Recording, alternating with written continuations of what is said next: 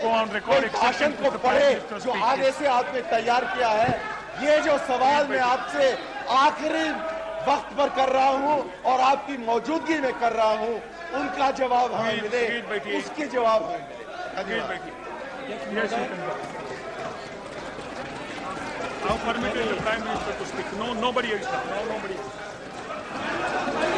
कि मैं अविश्वास प्रस्ताव के बारे में कुछ कहूं। मुझे रामदास अठावले की रिक्वेस्ट थी sir, 1 minute. I have request from Mr. Punnam Swamy, Mr. Zora Singh Man, Mr. Chandra Vijay Singh, Mr. Bhim Singh Deg, Pagi Nakvi. These are the members who wanted to speak. But you can understand how much time has been taken in the debate. You had also made a request for me, but unfortunately the time of the party was over. And therefore, I have not been able to allow you to speak, but I have taken the names of the persons who desired to speak. Even PMK members wanted to speak. But since there is constraint of time, I would request the Prime Minister to speak. Please, सुनिए अभी now please. Please, nobody now. अध्यक्ष जी, इससे पहले कि मैं अविश्वास प्रस्ताव के संबंध में कुछ कहूं, मैं आपको बधाई देना चाहता हूं जिस ढंग से आपने 2 दिन सदन का संचालन किया है।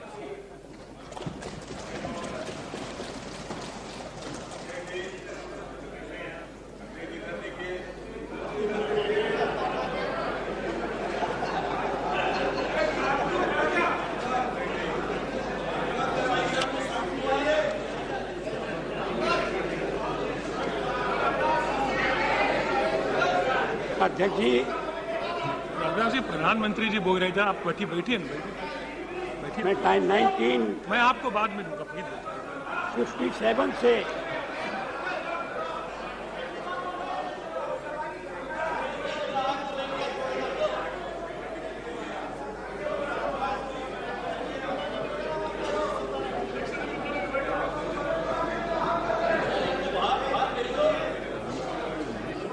आप क्या चाहते हैं रामदास जी, क्या चाहते हैं आप? क्या चाहते हैं? प्रधानमंत्री जी का भाषण होने के बाद आपको एक प्रश्न पूछने को दूंगा। बैठिए।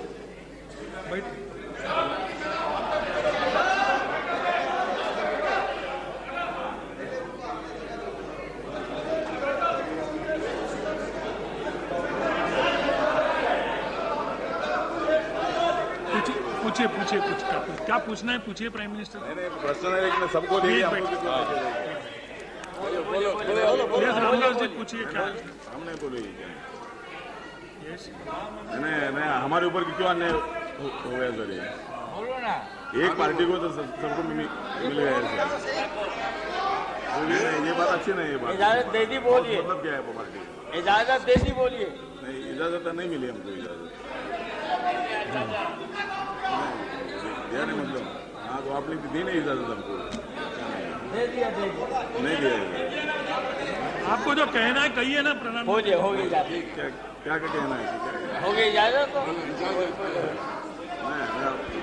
बोलिए अध्यक्ष महोदय। नहीं, बोलने का तो क्या अभी बोलेगा अभी क्या बोलेगा? मूड ऑफ हो गया क्या? मूड ऑफ हो गया। ये बात अच्छी नहीं है। अभी तो अध्यक्ष जी यहाँ कोई मैं ज़्यादा बोलना नहीं चाहता हूँ, क्योंकि अभी मैं मतलब जो सोनिया गांधी जी ने जो अविश्वास का प्रस्ताव रखा है, तो इस प्रस्ताव पर चर्चा चल रही है और मैं अटल जी का और आडवाणी जी का अभिनंदन करने के लिए मैं यहाँ खड़ा हूँ। मैं इसलिए खड़ा हूँ कि अभी आपका जाने का टाइम 1 घंटा बाकी है।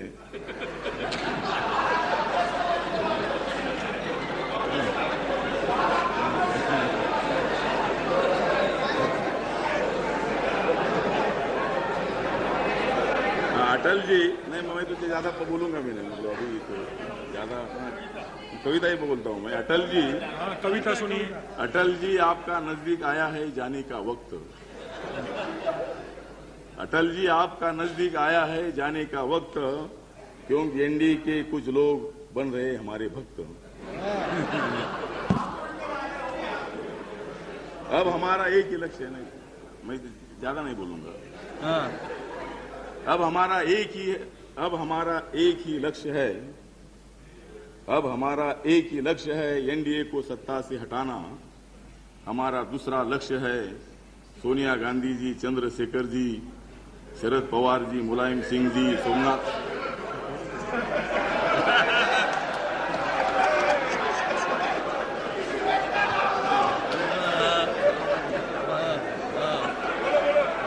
दूसरा लक्ष्य अध्यक्ष जी, हमारा दूसरा लक्ष्य है तो सोनिया गांधी जी, चंद्रशेखर जी, ठहरो थोड़ा, हमको ये होने दो।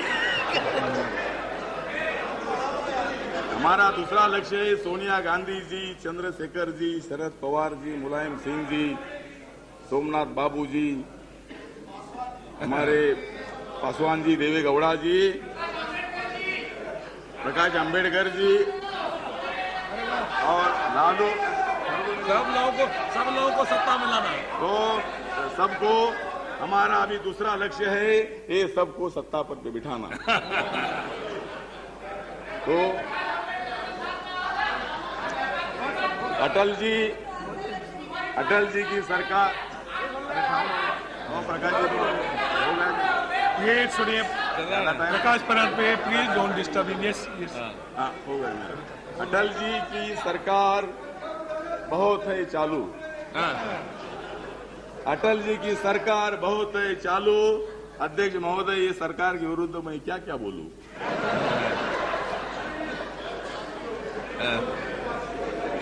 अटल जी आपके पास होगा डीएमके का बालू, अटल जी आपके पास होगा डीएमके का बालू, मगर हमारे पास है मजबूत आरजेडी का लालू।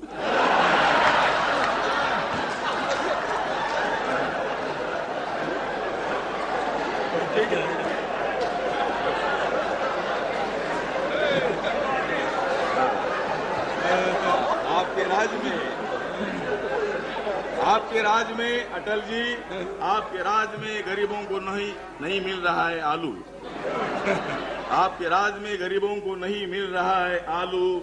ये सरकार के खिलाफ बोलना मैं कैसा टालू?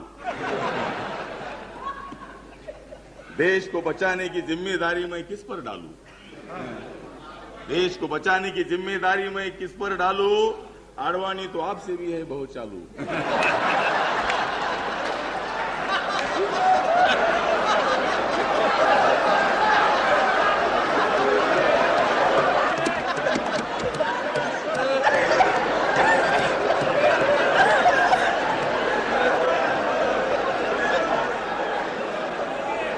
रामदास जी समाप्त कीजिए। अभी सबको मालूम पड़ा है कि चालू कौन है। अटल जी बैठिए। अटल जी आडवाणी जी को खिलाओ सॉफ्ट हिंदुत्व का आलू, अटल जी को खिलाओ, अटल जी आडवाणी जी को खिलाओ सॉफ्ट हिंदुत्व का आलू। जॉर्ज फर्नांडिस नहीं है ज्यादा चालू, जॉर्ज फर्नांडिस नहीं है ज्यादा चालू, उनके लिए काफी है हमारा लालू। तो इसीलिए सोनिया जी क्या जो प्रस्ताव इसका मैं समर्थन करता हूँ, और आपने गरीबों के लिए तो दलितों के लिए राज करना चाहिए। अटल जी, मेरा रंग भी, मेरा जैकेट है नीला, आपका भी जैकेट है नीला, मेरी पार्टी का रंग है नीला, मगर जब तक आपकी पार्टी का रंग नीला नहीं होता है और आप जब तक सेक्युलरिज्म नहीं स्वीकारते हैं तब तक, तो इसीलिए मैं मतलब आपके पार्टी का रंग नीला होना चाहिए। अनपार्लियामेंट्री शब्द मैं निकालूंगा रिकॉर्ड से, आरोप करने वाले शब्द भी निकालूंगा प्लीज। हाँ, तो इसीलिए प्लीज बैठिए रामदास जी।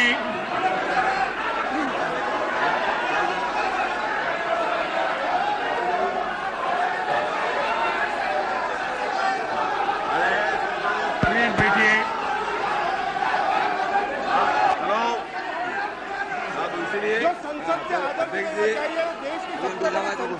Minister now please sit down, please sit down, please sit down.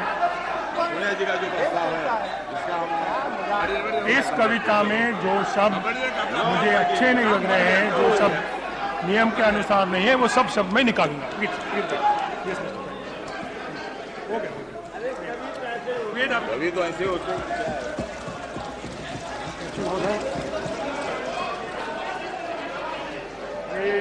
मैंने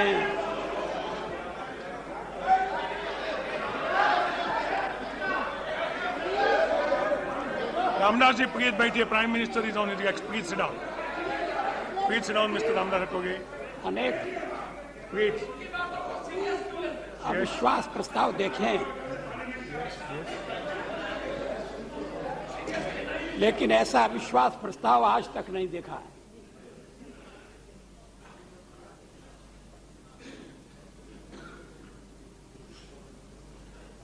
प्रस्ताव पेश करते समय या पेश करने के बाद अब चर्चा के समय जो दृश्य उपस्थित हो रहे हैं वो सचमुच में अलग हैं, कुछ मेल नहीं खाते हैं। लेकिन तरीका ऐसा ही है। आखिर जब पूछा गया कि ये अविश्वास प्रस्ताव क्यों लाया जा रहा है,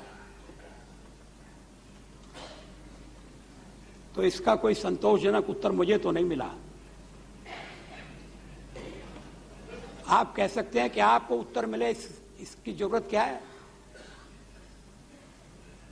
जो उत्तर को समझते हैं उन्हें उत्तर दे दिया गया है।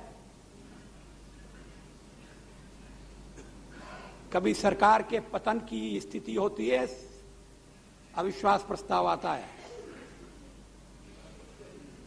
कभी सत्तारूढ़ दल के टूटने की स्थिति होती है, अविश्वास प्रस्ताव का उपयोग किया जाता है।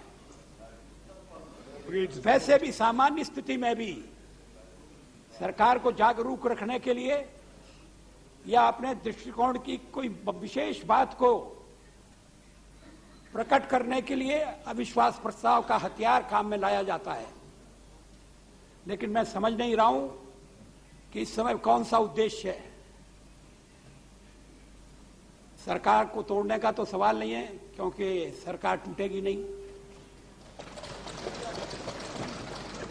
आप तोड़ना भी नहीं चाहते,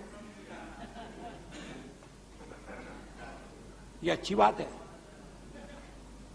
अंगूर खट्टे हैं, नहीं तो आपके द्वारा जितनी सरकारें बनी हैं और टूटी हैं उनकी कोई संख्या कम नहीं है।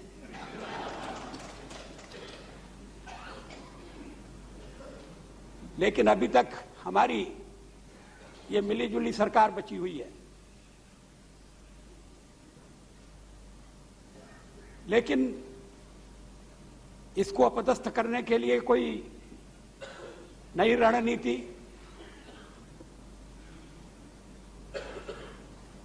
तो दो दिन की जो चर्चा है उससे इस पर कोई प्रकाश नहीं पड़ता है।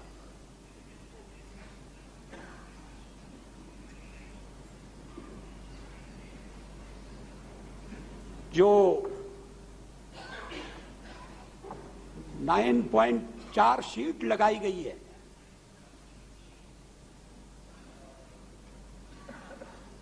नौ सूत्र हैं उसके और 4 शीट है। दल एक दूसरे के खिलाफ 4 शीट लगाएं, ये कुछ विचित्र सी परंपरा है। दलों में संवाद होना चाहिए, चर्चा होना चाहिए।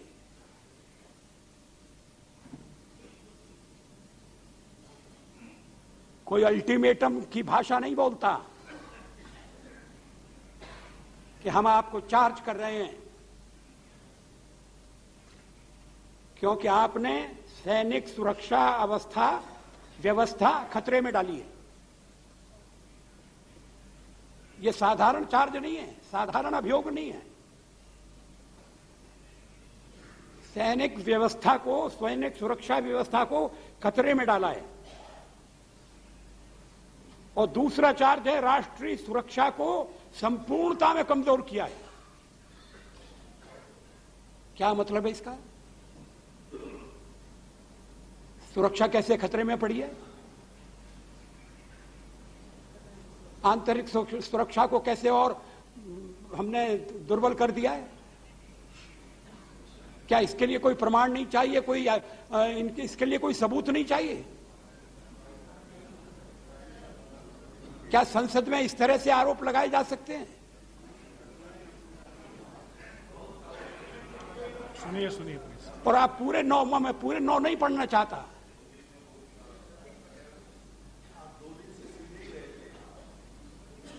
सरकारी क्षेत्र को खत्म करने का प्रयास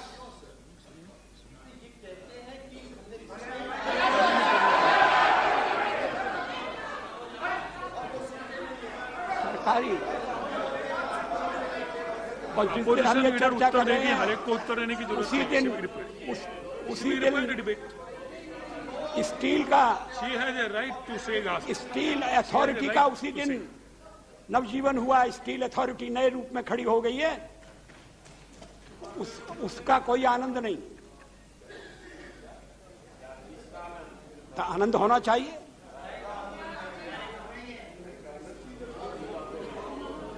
लेकिन हम सब बर्बाद कर रहे हैं और बर्बाद करने के बाद भी लोग हमको यहां रख रहे हैं। ये तो आपके लिए कोई बहुत अच्छी बात नहीं है। मैं तो अध्यक्ष महोदय, मैं 1957 से पार्लियामेंट का मेंबर हूं और कभी भी विदेश नीति के सवाल पर खेमे नहीं बने। 1962 में मैं जानता था आप यही कहेंगे। मणिशंकर अय्यर जी प्लीज बैठिए।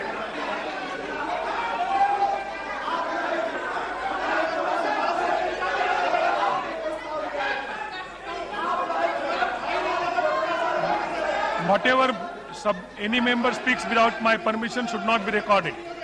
Please go ahead. प्रधानमंत्री जी आप बोलिए। बैठिए प्लीज बैठिए। प्रधानमंत्री जी बोल रहे हैं, प्लीज सुनिए। Please sit down. Yes please don't speak. Yes मैं तो किसी को टोका टाकी नहीं करता।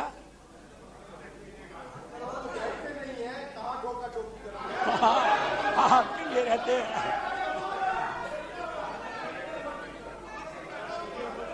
Keep quiet please. मेरे कहने का मतलब यह है कि विदेश नीति के मामले में देश में एक आम सहमति रही है। पहले भी थी, अभी भी है।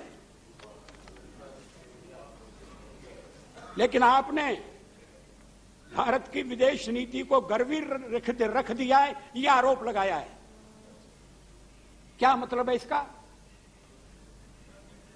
गिरवी रख दिया, किसको गिरवी रख दिया है?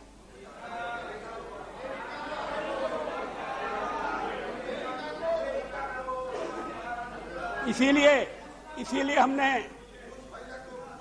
फौजें भेजने से इनकार किया है।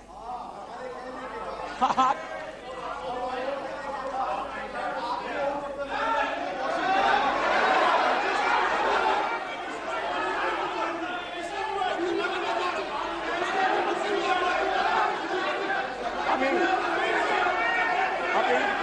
कल हमारे मित्र कहेंगे,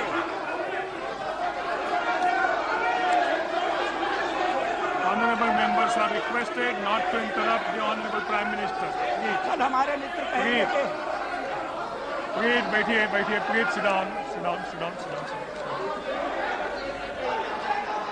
देखिए, दोनों बाजू से ये शुरू होगा तो अच्छा नहीं होगा। प्रधानमंत्री जी का उत्तर सभी को सुनना चाहिए। हमने बाद में सोनिया जी का भी भाषण होने वाला है, उनको भी सभी को सुनना चाहिए। Please sit down. यस प्रधानमंत्री। फौजें गई हैं। फौजें जाने का सवाल जब चर्चा के लिए आया तो द्विपक्षीय वार्ता हुई है, कोई उसमें छुपी चीजें नहीं है। अब उसके लिए भी संदेह पैदा किया जा रहा है कि हमारे कहने से गई है, नहीं तो चली जाती।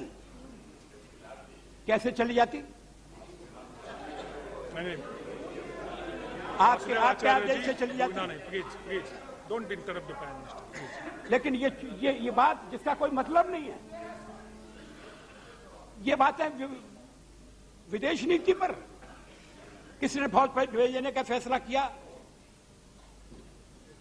अब मैं बताऊं वहां जो लोग इकट्ठे थे उनमें पहले राय क्या थी और बाद में राय बदली, ये बताऊं? मगर ये नहीं है, इसका समय नहीं है। मुझे इसी का तो दुख है कि घरेलू मामलों में मतभेद होंगे। हमारा एक लोकतांत्रिक युद्ध चल रहा है, हम शांति से परिवर्तन चाहते हैं,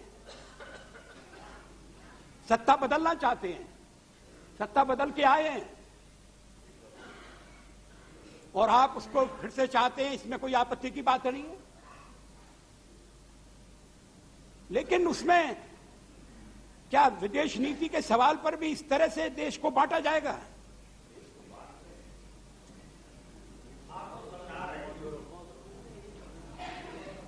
ये तरीका नहीं है देश को चलाने का। और इसीलिए मुझे संदेह होता है, अगर आप ये कहते हैं कि हम देश को चलाएंगे, तो आप चलाएं तो बहुत अच्छा है। हम नहीं चला रहे। हमने तो मिली-जुली सरकार का एक नक्शा आपके सामने रख दिया है और वो मिली-जुली सरकार चल रही है, आपके विरोध के बावजूद चल रही है और 5 साल से चल रही है। लोगों का मिली-जुली सरकार पर भरोसा जमने लगा है, अच्छी बात है। कांग्रेस को भी अब मित्रों की जरूरत है। अब कौन मित्र के रूप में मिलेगा, वो कैसी मित्रता निभाएगा, कांग्रेस के रवैये में कोई परिवर्तन होगा या नहीं होगा, या जो मित्र नया मित्र बनकर जाएगा वो फिर पटकनी खाएगा, मैं नहीं समझता कि ये बातें स्पष्ट हैं। लेकिन मिली-जुली सरकारें युग युग का धर्म है। देश बड़ा है, महान है, देश की संस्कृति है, पुरानी सभ्यता है, उत्पादन के साधन हैं, देश विकास के रास्ते पर तेजी से आगे बढ़ रहा है। और इस समय ये स्वाभाविक है कि राजनीतिक ऊहापोह चले। तय करें किस रास्ते पर जाना है, कौन सा रास्ता सबसे अच्छा है। लेकिन कुछ तो बुनियादी बातें ऐसी होंगी जिन पर राय एक हो, कहीं न कहीं तो मतैक्य होगा। अगर नीति में नहीं तो शब्दों के प्रकटीकरण में, भाव में, भाषा में, शैली में। अभी तो मैं पढ़कर दंग रह गया जब मैंने श्रीमती सोनिया जी का भाषण पढ़ा।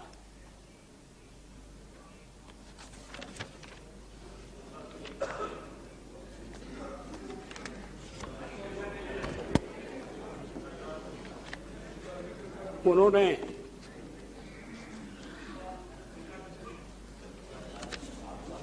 सारे शब्द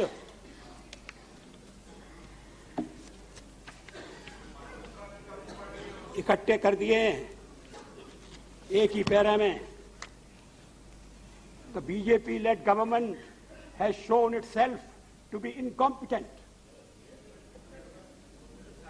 insensitive, irresponsible, and brazenly corrupt.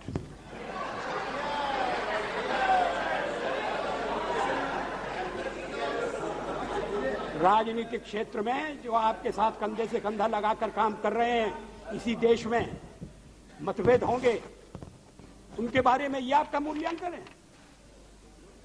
मतभेदों को प्रकट करने का ये तरीका है? ऐसा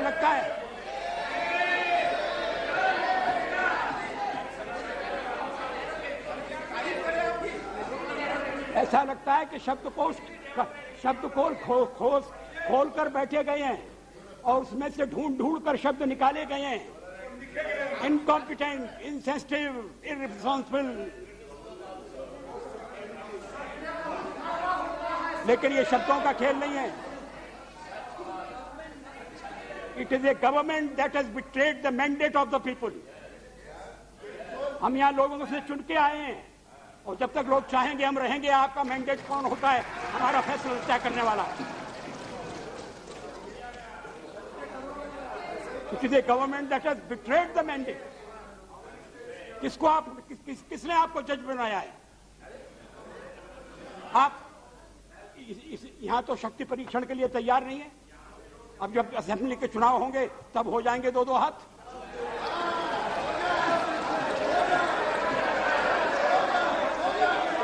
लेकिन ये क्या है?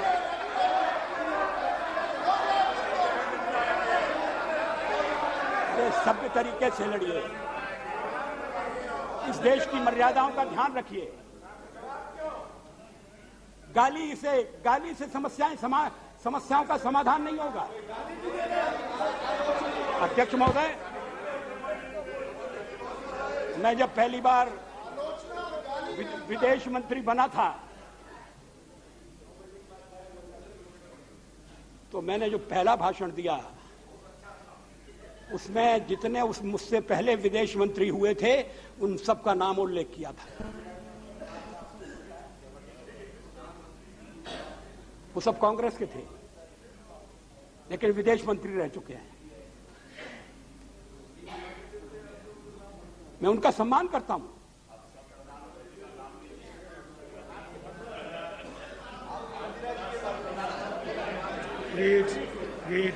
लेकिन ऐसा लगता है कि मूल्य बदल गए हैं और हम राजनीति की आपाधापी में सारी मान्यताएं छोड़ के जा रहे हैं।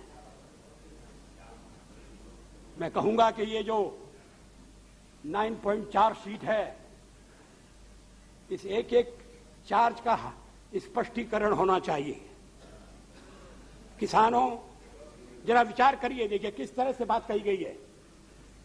किसानों और खेतिहर मजदूरों के लिए कुछ नहीं किया और उन्हें वासुदेव जी को रोकिए, आप जमीन का मंत्री कर रहे हैं। हमने कुछ वासुदेव आचार्य आदत से मजबूर है, बाकी कुछ नहीं। प्लीज वासुदेव आचार्य जी, प्रदेशों में हमारी वासुदेव आचार्य जी हर शब्द पर मत बोलिए।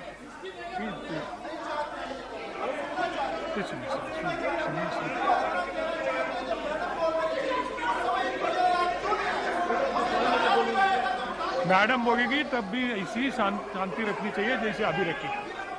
एक न्याय होना चाहिए। Please please please keep quiet. सुनिए प्लीज। अध्यक्ष महोदय, आखिर लोकतंत्र है, लोकतंत्र में जवाब दे रही है।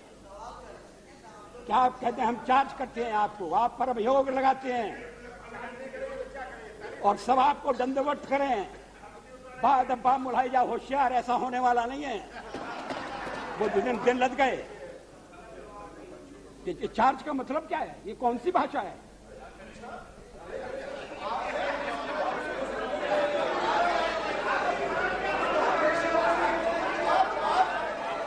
नहीं, अगर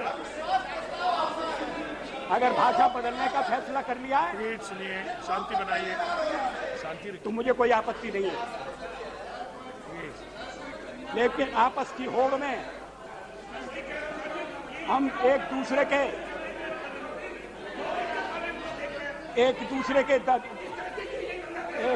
देश प्रेम पर दबाव न डालें,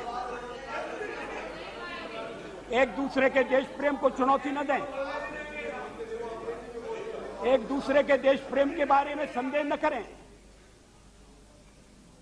कम से कम इतना बुनियादी मतैक्य तो होना चाहिए, लेकिन नहीं हो रहा है। अब उस दिन बात चली विदेशी दबाव की। हमें तो फतवा दे दिया है कि हम विदेश नीति को हम गिरवी रख चुके हैं। किसको रख चुके हैं ये बताइए, और किस कीमत पर रख चुके हैं ये बताइए। और आप क्या ये समझते हैं, क्या आप ये समझते हैं भारत इतना सस्ता है कि उसको आप गिरवी रख सकते हैं?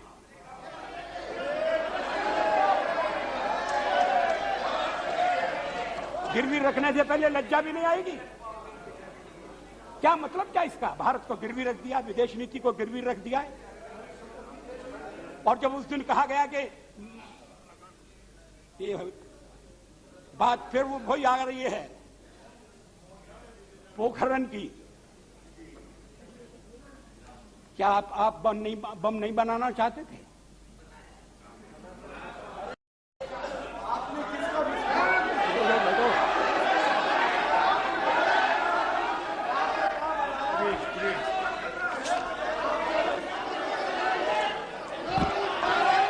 सुनिए, प्रधानमंत्री को आप नहीं सुनेंगे तो यही पद्धति सदन में होगी शुरू।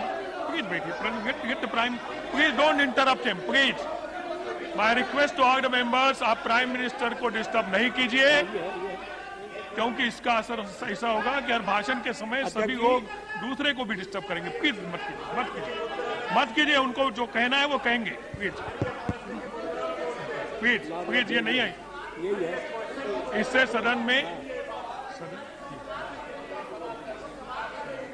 नहीं, सवाल बाद में कर सकते हैं, भाषण के बाद अभी कैसे करते हैं? प्लीज क्या ये कोई पद्धति नहीं है कि भाषण के बीच में आप बात किसी से छिपी हुई है कि हमारे देश में अणुविस्फोट करने की तैयारी पहले से चल रही थी? क्या ये सही नहीं है कि कांग्रेस शासन भी उसी दिशा में जा रहा था? कारण कौन से होंगे ये बात अलग है, और कारण भी हम समझ सकते हैं आपस में बैठ के, लेकिन उसके लिए दबाव में आ गए। तो हम तो नहीं, अमेरिका के दबाव में नहीं आए। और वेंकटरमण जी ने मुझे पत्र लिखा है, वो आपके राष्ट्रपति थे,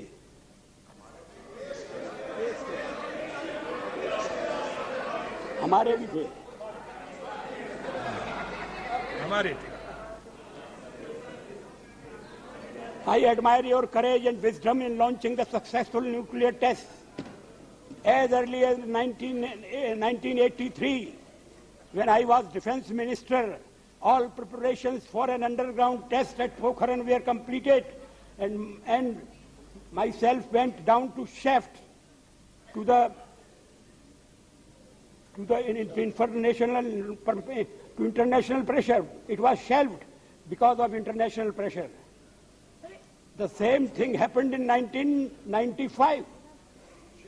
एक प्रयास नहीं आप कर रही थी, अच्छी बात है, हम तो उसके लिए बधाई देना चाहते हैं, लेकिन हमने किया वो आपको पसंद नहीं आया। इंटरनेशनल प्रेशर में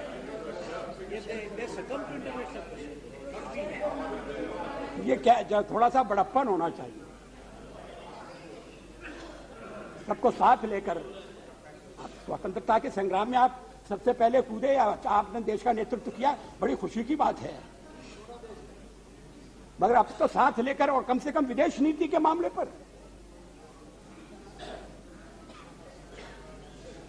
देश पर कोई भयंकर संकट आएगा तो बिना सबकी एकता के बात नहीं बनेगी। और मुझे वो दिन याद है जब पंडित जी हमारे प्रधानमंत्री थे और चीन के साथ संघर्ष हो गया था, तो 26 जनवरी को रिपब्लिक डे के दिन जो परेड निकली, उसमें राष्ट्रीय स्वयंसेवक संघ के स्वयंसेवकों को उस परेड में शामिल होने के लिए बुलाया गया था। राष्ट्रीय स्वयंसेवक संघ से मतभेद थे, लेकिन देश पर खतरा है, मिलकर चलो। और कल हमारे प्रिय रंजन दास मुंशी मजाक बना रहे थे, कदम मिलाकर चलना होगा, कदम मिलाकर चलना होगा। प्रणाली के लक्षण क्या, उसको अनुभव क्या होता है, कैसे कदम मिलेगा नरेंद्र मोदी के साथ, आपको इसके लिए व्याख्यान। मेरे समझने में गलती हुई, नहीं आप तारीफ कर रहे थे, मैं जरा गलत समझा।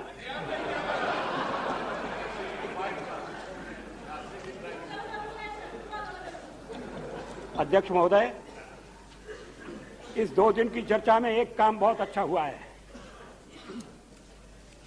हमारे हमारे मित्र और हमारे सहयोगी श्री जॉर्ज फर्नांडिस का जो वनवास है वो समाप्त हो गया है।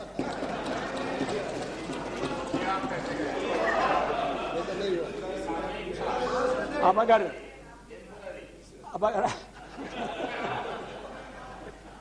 नहीं अध्यक्ष महोदय, ये हंसने की बात नहीं है, वो हमारे साथी हैं,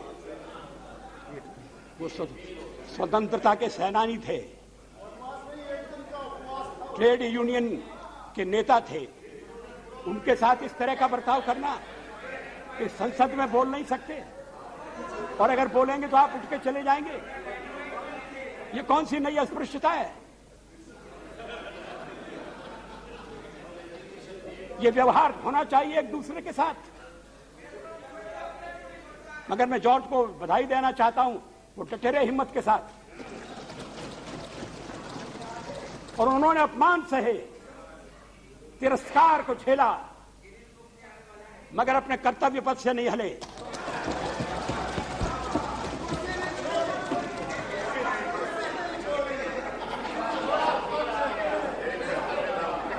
सारे तहलका विवाद में श्री जॉर्ज फर्नांडिस पर न तो कोई आरोप लगाया गया, न उन्हें अभियुक्त ठहराया गया और न उनसे कोई स्पष्टीकरण ही मांगा गया। फिर मेरे पास है।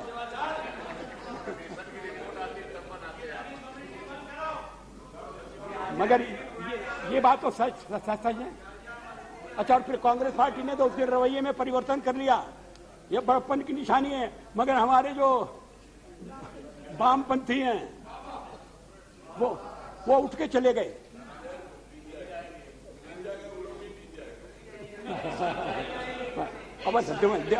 अगर दिमाग में हार और जीत ही रहना है तो इस देश का भगवान मालिक है। Simple question, he had undertaken to the country not to come back until he was exonerated. Why did you take him in?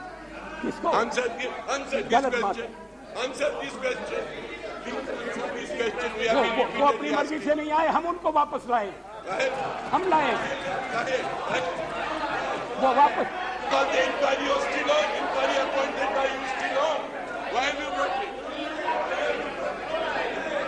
और जब ये बात साफ हो गई कि जॉर्ज पर झूठे आरोप लगाए जा रहे हैं, इस्तीफा काहे आप मंजूर किया तो उन पर उनके खिलाफ जो उन पर बंधन लगाया गया था उसको हटा लिया गया। आखिर तो मंत्री की नियुक्ति करना प्रधानमंत्री के अधिकार में है और तो वापस नहीं आना चाहते थे।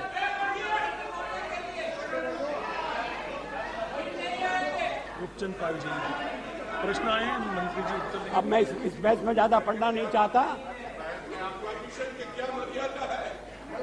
No justification of a commission of inquiry which was appointed after his resignation. हम पूछ रहे हैं, क्लैरिफिकेशन मांग रहे हैं, प्रधानमंत्री से क्लैरिफिकेशन मांग रहे हैं।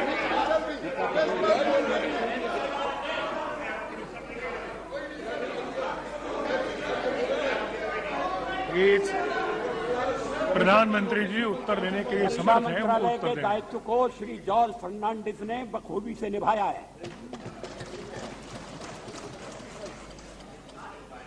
रेगिस्तान हो या सियाचिन की बर्फीली घाटियां, वे जितनी बार सरहद पर गए हैं हमारे जवानों का हौसला बढ़ाने का काम किया है, वैसा आज तक किसी भी रक्षा मंत्री ने नहीं किया।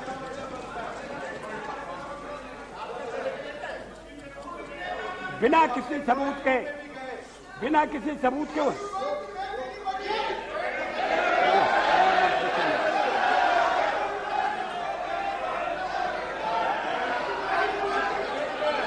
प्लीज पहले बैठिए। झूठा आरोप लगाना जयपाल जी प्लीज बैठिए। और फिर बोलने में देना, please.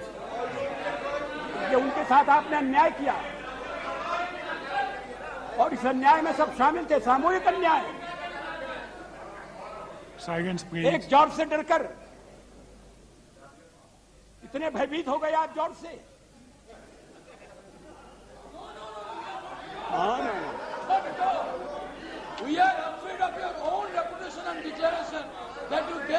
Please sit down. On the propriety issue.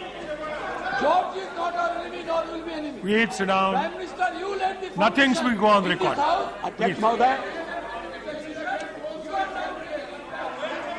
चर्चा में इसीलिए तो मैं रिक्वेस्ट कर रहा हूं कि टोका टोकी नहीं करेंगे तो ठीक होगा। Please let the Prime Minister's speech be completed. The opposition leader has a right to reply. She can refer to the point that he has made. का अवसर मिलना चाहिए, ये भी सब स्वीकार करते हैं। आखिर 5 साल में हमारी उपलब्धियां हैं। अगर आपको अपना दृष्टिकोण देश के सामने रखने का अधिकार है तो हम बहुमत के दल के हैं, सरकारी पक्ष हैं, तो क्या हमको अपना पक्ष सामने रखने का अधिकार नहीं है? नहीं, आप रोक रहे हैं, टोक रहे हैं।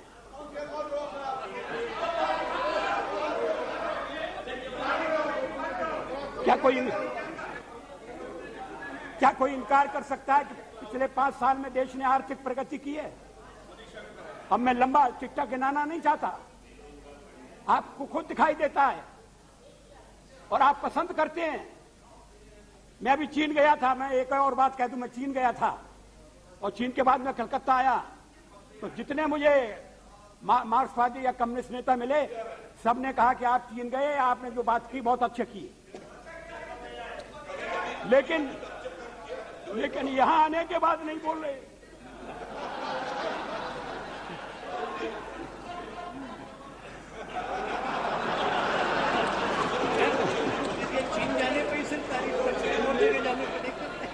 नहीं, अब ये समय नहीं है। अंतर्राष्ट्रीय सवालों की गुल्फियां हल करने के लिए, लेकिन हमारी विदेश नीति में जैसे संशोधन होना चाहिए, वो अगर संशोधन कोई करता है तो उसका स्वागत होना चाहिए, और अगर स्वागत नहीं होता और जानकारी की कमी के कारण बहुत सी गलतियां हो जाती हैं, उन्हें ठीक करने की आवश्यकता है। लेकिन इसके लिए कुछ संवाद तो होना चाहिए, चर्चा तो होना चाहिए, और चर्चा के बाद फिर ये नहीं होना चाहिए कि हमने तो ऐसा कहा था, आपने वैसा कह दिया। विश्वास के वातावरण में ऐसी चर्चा नहीं हो सकती। मुझे थोड़े दिनों में विश्व के कई नेताओं के साथ काम करने का मौका मिला है। हम ईयू में एक मान्यता के रूप में हैं, हम आसियान में अपना स्थान बना रहे हैं, उनका सहयोग ले रहे हैं, उन्हें सहयोग दे रहे हैं। ये सारा क्षेत्र भारतीय संस्कृति से प्रभावित रहा है। इसकी तरफ हमने ध्यान नहीं दिया, ध्यान दिया तो कम ध्यान दिया। अब पूरा ध्यान देने की जरूरत है। विश्व की परिस्थिति बड़ी तेजी से बदल रही है। पता नहीं हमारे पड़ोस में, मैं अफगानिस्तान की तरफ इशारा कर रहा हूं, किस दिन क्या हो जाए। क्या फिर वहां आतंकवादियों का प्रभाव कायम होगा? जो भी विदेशी मुझसे मिलने आते हैं, मैं उनसे पूछता हूं क्या क्या कर रहे हैं। खाली उस समय फौज भेज देना, आतंकवादियों को हटा देना काफी नहीं है। अब दूसरा ढांचा चाहिए, राष्ट्रीय सेना चाहिए, और टुकड़ों टुकड़ों में बटे हुए जो नेता हैं वो इकट्ठे होकर जब तक काम नहीं करेंगे तो काम नहीं होगा। लेकिन कठिनाइयां हैं, हम उन कठिनाइयों की तरफ से बेखबर नहीं रह सकते, और हम अपने को खाली बाखबर रखें और सब सारे देश को पता न लगे और आपको पता न लगे तो उससे भी बात नहीं बनने वाली है। इस समय सहयोग से मिलकर काम करने की जरूरत है। मैंने पहले प्रारंभ में कहा, फिर कहता हूं कि आर्थिक मामलों में मतभेद रहेंगे, ईमानदारी से मतभेद रहेंगे। अब हमारे कम्युनिस्ट पार्टी वाले मित्र जो हैं वो पश्चिम बंगाल में बदल रहे हैं, धीरे धीरे बदल रहे हैं।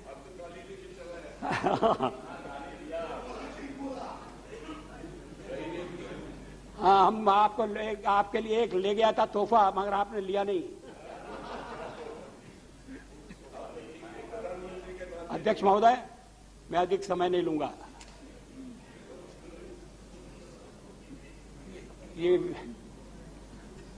ये प्रस्ताव अभी तो अस्वीकार हो जाएगा।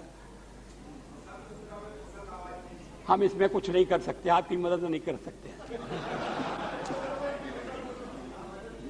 लेकिन आप अपनी मदद कीजिए। बंटवारे का नौबत बंटवारे की नौबत नहीं आना चाहिए। और हम एक वोट से हारे थे, वो भी आपको याद होगा। मायावती के लिए नहीं, एक वोट से कांग्रेस से हारे थे। और हमने कहा था किसी एक वोट से हम फिर जीत कर आएंगे, और आपने सुना नहीं, आपने माना नहीं, हम जीत कर आ गए। अभी चुनाव आ रहे हैं, संग्राम है। मैं अपने मित्र मुलायम सिंह जी से कहना चाहता हूं कि जो कांड हुआ है उसके बारे में हमने जानकारी प्राप्त की है, और वो केंद्र सरकार उसमें शामिल नहीं है, प्रदेश सरकार की कारस्तानी है, उस पर रोक लगाने की जरूरत है।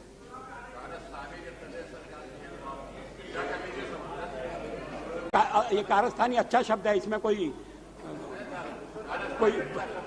बुरी बूबास नहीं है।